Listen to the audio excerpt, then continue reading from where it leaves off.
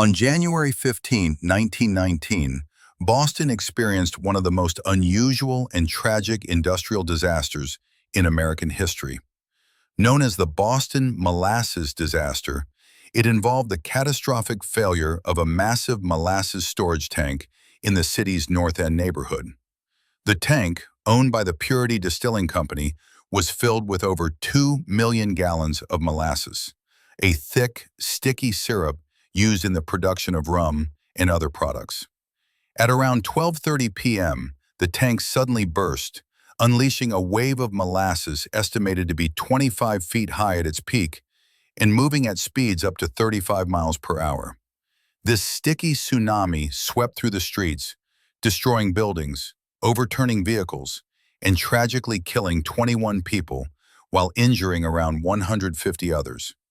The disaster was caused by a combination of poor construction, inadequate safety testing, and the rapid filling of the tank on a warm day, which increased internal pressure. The tank had been constructed just a year earlier, but it was poorly designed and hastily built. Witnesses reported hearing a loud rumble and a cracking sound before the tank exploded. The molasses flood was so powerful that it damaged the elevated railway tracks nearby and trapped many victims under debris and the sticky syrup. Rescue efforts were complicated by the nature of the molasses, which was thick and difficult to move through, especially in freezing winter temperatures. Emergency responders and volunteers worked tirelessly to free survivors and recover bodies.